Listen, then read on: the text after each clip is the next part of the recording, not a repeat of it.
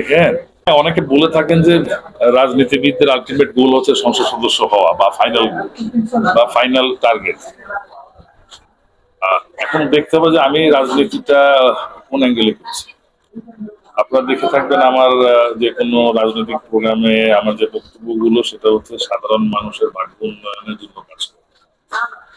আমরা যদি আন্দোলন করেছি আমাদের দলের যে মোটো সেটা হচ্ছে যে সাধারণ মানুষের ভোটের অধিকার, ভাতের অধিকার, চিকিৎসা, ন্যায় বিচার প্রতিষ্ঠা সহকারে সমস্ত কিছু, যেটা আমাদের বর্তমান ভারপ্রাপ্ত চেয়ারপারসন আমাদের নেতা জনাব তারেক রহমান সাহেব 31 দফা প্রণয়নের মাধ্যমে সেটা ঘোষণা করেছেন, যেখানে সাধারণ মানুষের ভাগ্য উন্নয়ন তথা দেশকে সমৃদ্ধির পথে নিয়ে যেতে রাষ্ট্রের কোন কোন অঙ্গের মেরামত দরকার, রাষ্ট্র কাঠামোর মেরামতের যে 31 দফা দিয়েছেন, তার মাধ্যমে আগামী সুন্দর বাংলাদেশের সম্ভাবনা নিহিত আছে।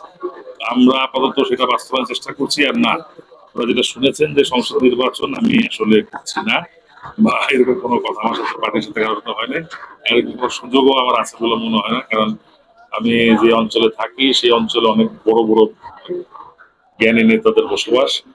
আর যেটা আমার দেশের বাড়ি যেখানে, ওইখানেও যারা আছেন তারা অনেক আপনার গুরুত্বপূর্ণ নেতা এবং তারা অনেক পরীক্ষিত এবং জনগণের কাছের মানুষ। তো আমার যতটুকু জনগণের কাছে যাওয়া হয়েছে দলীয় কর্মকাণ্ডের কারণ, অ্যাকচুয়ালি কোনো জায়গায় যে ভোটের কারণে যাওয়া হয় নাই।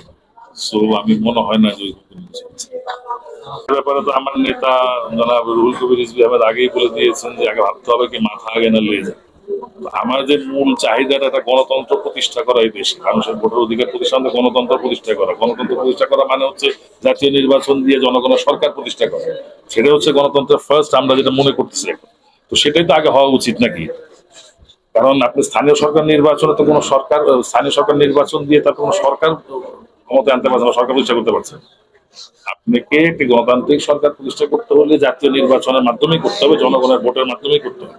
সো দ্যাট ইজ ওয়াই আমরা চাচ্ছি যে একটা গণতান্ত্রিক সরকারের দেশে আসুক। সেই ক্ষেত্রে যদি জনগণ আমাদের দলকে ভোট দেয়, আমাদেরকে ভোট দেয়, তাহলে আমরা অন্য কারো ভোট দিলে ওয়েলকাম, আমাদের কোনো আপত্তি নেই। কিন্তু আমাদের বক্তব্য একটা গণতন্ত্র প্রতিষ্ঠা করতে হবে। আমি দেখেন একটা কথা স্পষ্ট বলি, দেখেন আপনি গণতান্ত্রিক পরিবেশে গণতন্ত্রগামী মানুষ হিসেবে আমার কথা হলো যে আপনার রাজনৈতিক দল করার অধিকার আছে, আপনি করবেন। আপনি নির্বাচন করার অধিকার আছে, আপনি করবেন। আপনাকে গ্রহণ করা না করাটা এখন টোটালি ডিপেন্ড করে দেশের জনগণ। সরকারের থেকে দল গঠন করছে, তারা দল গঠনের সময় সরকারের কোনো হেল্প নাই, বা আমরা যদি কখনো এটা মনে করি যে সরকার তাদের এই দলকে পেট্রোনাইজ করছে বা দলকে কোনো সহযোগিতা করছে, তাহলে অবশ্যই তার তীব্র প্রতিবাদ। দায় চাপানো দায়ী কি না সেটাকে আপনার প্রমাণ পেয়েছেন? যদি আপনি বলতেছেন রাকিব বা আমাদের মনির আমাদের দায় চাপিয়ে দিয়েছে, না, তারা জেনেছে ক্লিয়ারলি যে এই দায়ে দুষ্ট বা এই দায়ে দায়ী তারা, তাদেরকে দায়িত্ব দায়িত্ব